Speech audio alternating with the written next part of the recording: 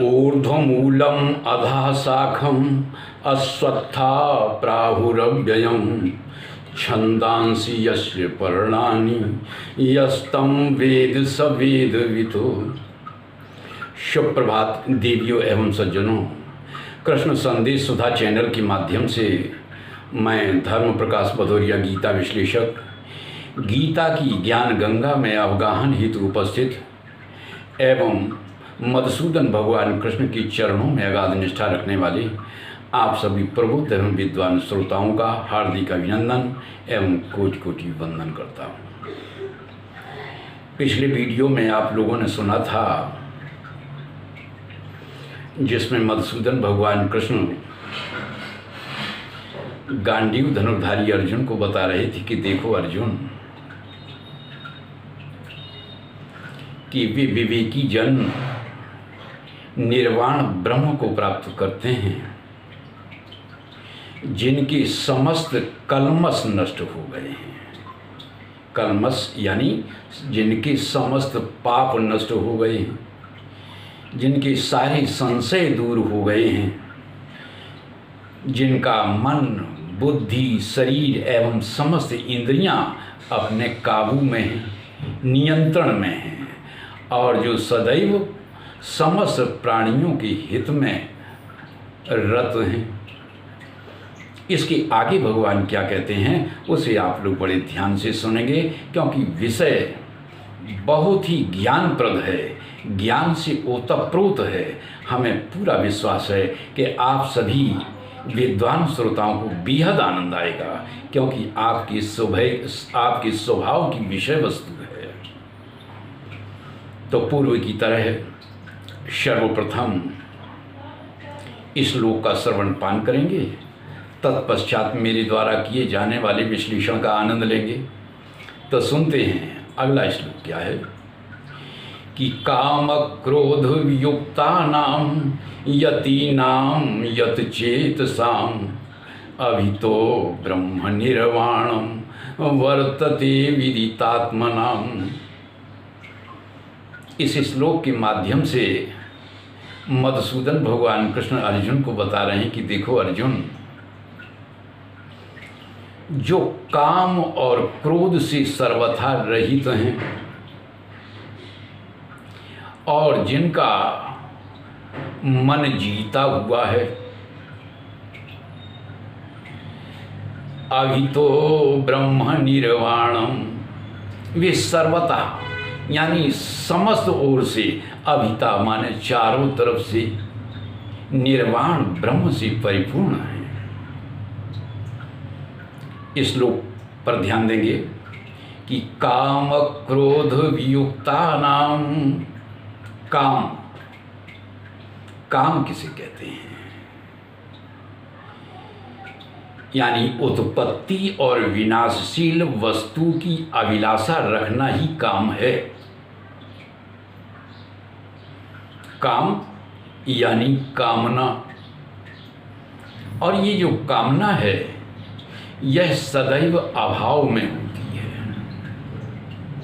और अभाव भी असत में भासित होता है। सत स्वरूप में अभाव होता ही नहीं। और दूसरी बात, कामना की पूर्ति में अवरोध आने पर क्रोध का जन्म होता है। क्रोध का जन्म कब होता है? जब कामना की पूर्ति में कोई बाधा आती है, तब क्रोध का जन्म होता है। आप लोगों को एक बात बता दें, हमने प्रायः बहुत से लोगों के द्वारा ऐसा सुना है, वो कहते हैं कि श्रीमद् भगवद गीता के अंतर्गत मधुसूदन भगवान कृष्ण ने निष्काम कर्मयोग को ही प्रधानता दी है।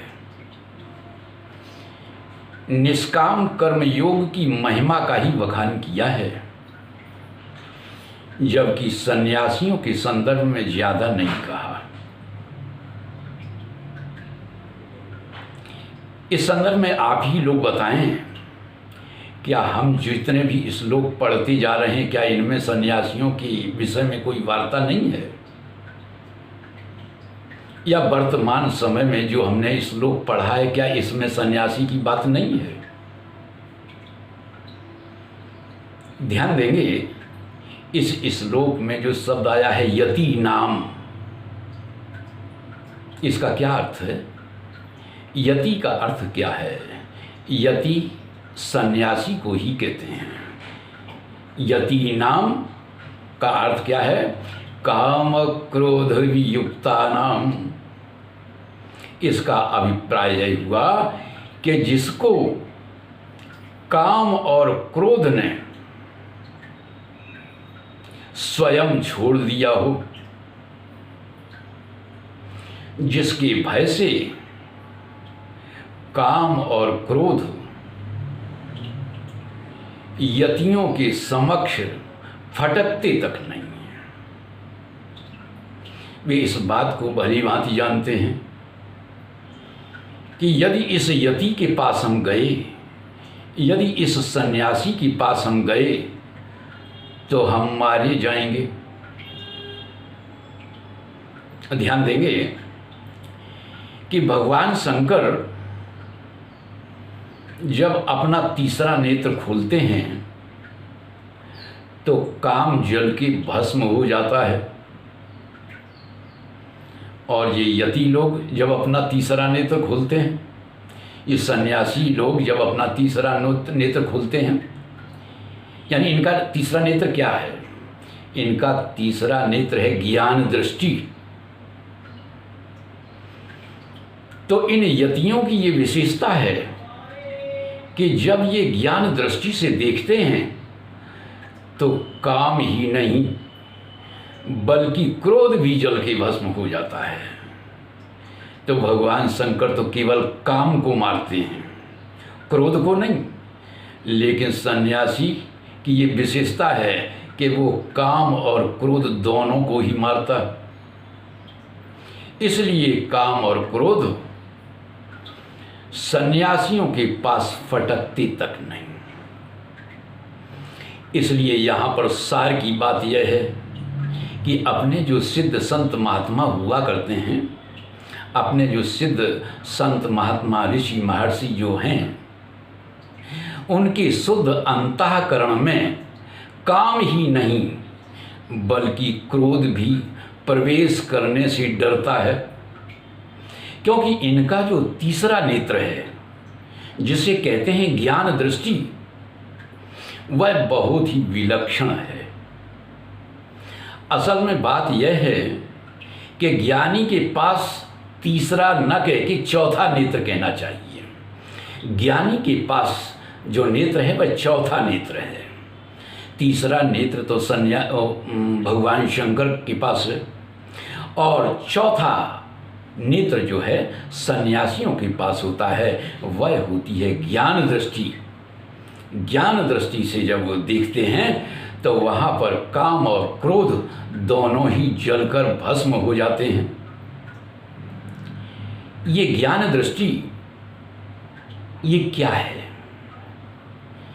यानी चेतना की चतुर्थ अवस्था, जिसे हम कहते हैं तुरीय, उसी के डर से काम और क्रोध भाग लेते हैं और कहते हैं कि बाबा यह यति तो बड़ा खतरनाक है, यह कोई साधारण व्यक्ति नहीं है, यह कोई साधारण व्यक्तित्व तो नहीं है, अपितु यह तो जबरदस्त सन्यासी है, यत चेतस है।